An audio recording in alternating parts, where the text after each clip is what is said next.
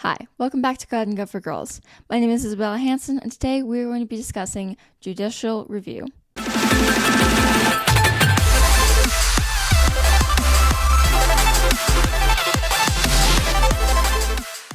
Judicial review is an increasingly important topic in the world of politics, among politicians and ordinary citizens alike. In order to think rightly about it, we need to understand it and its history. In the 78th Federalist paper, Hamilton makes the case that the judiciary is the least dangerous branch of government because it is passive.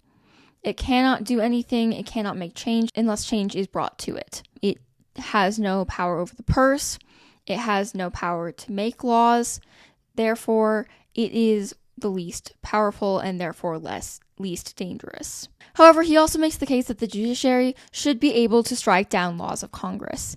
If Congress is made to serve the people and the Constitution is made to serve the people, then if Congress goes against the Constitution, they are no longer doing their jobs and they are no longer serving the people like they are supposed to. He also makes the case that the judiciary roles should be lifelong in order to prevent people from going in for self-gain and also in order to prevent them from being corruptible and susceptible to the whims of the executive and legislative branch. Judicial review, in a nutshell, is when the judicial branch of government decides to overturn a law passed by the legislative branch of government. This law in America needs to be in direct conflict with the Constitution, or it will not be overturned. And since judges cannot go through every single law that is passed because there are so many, which is a topic for another time, they only review the laws that are brought up during court cases. One reason that a lot of people are against judicial review is because it was not originally in the Constitution. The judicial branch could review laws and make decisions on court cases, but they could not overturn laws passed by Congress. However, in the famous court case, Marbury versus Madison, Chief Justice John Marshall came to the conclusion that the law he was operating from was unconstitutional. Therefore, instead of making his call based on the law that was unconstitutional, he established judicial review. In his majority opinion, he not only established it, but he also explained it in detail why he believed it was necessary. He juxtaposed the authority of the Constitution with the authority of Congress's laws.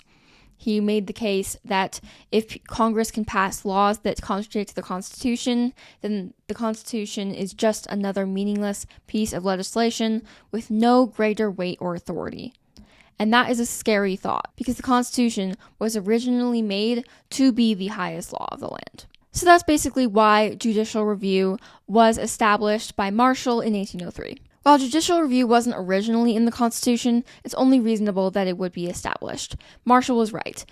We can't have laws that contradict the Constitution without compromising the integrity of the Constitution as an authoritative document in our country. If we allow for a lack of solidarity between our minor laws and our Constitution, then we will have chaos and injustice as a massive breeding problem in the United States of America.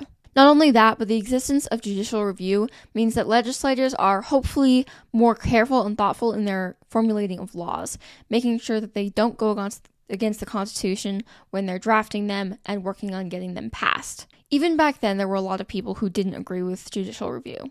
Jefferson thought that judicial review would give the judicial branch too much power. Here's the thing, though. Not all power is bad. Some power is good. Checks and balances in the government are very important, and this is a crown example of one of the best checks and balances that we have. On the other hand, as with any kind of power, this kind of power can be abused. The Supreme Court has now declared almost 500 laws to be either partially or wholly unconstitutional.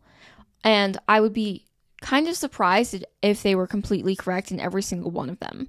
As many of us know, there are many biased judges that have come along in the course of the history of the Supreme Court, and I am going to be the last person to tell you that we don't have any biased judges up there now. Everyone in the government must be held accountable for their actions, including judges and legislators. God calls us to obey and respect our governing authorities, but he does not call us to roll over and show our bellies and act completely submissive to them no matter what. He also says that not everybody should be a leader. James 3:1 states, "Not many of you should become teachers, my brothers, for you know that we who teach will be judged with greater strictness." In 1 Timothy 3:1, it says that the saying is trustworthy. If anyone aspires to the office of overseer, he desires a noble task. Paul goes on to list qualifications for an overseer. Now, of course, these verses apply to pastors, but there are certain aspects of leadership that apply to any kind of leader, and there are certain qualities that apply to any situation.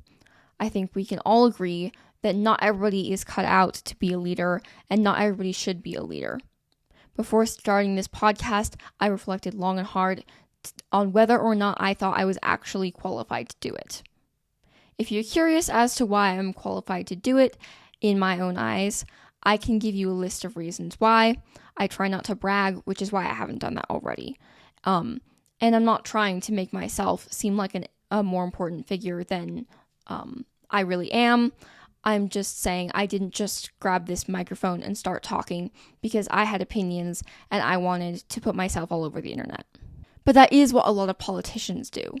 They put themselves all over the internet trying to spread their own fame and their own glory instead of doing what they were appointed to do by the people who elected them. This is a problem with judges, this is a problem with people in the executive branch, and this is a problem with people in the legislative branch. It is really a humanity problem because you can see people who aren't in government doing that as well, but that's a whole nother topic for another episode. We need to be making sure that we are not being influenced by the politicians. The politicians are being influenced by us. And when they are being influenced by us, they need to be influenced by our biblical, strong Christian values. The Constitution of the United States was largely based on Christian principles and the Bible, and also based on grievances that needed to be corrected of things that happened while England was still in control of the colonies.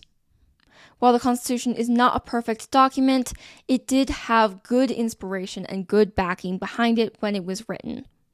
And that is why I think that it is important for us to eliminate things from our laws and from our government that defy the Constitution. At the end of the day, I would rather have judicial review than legislative chaos.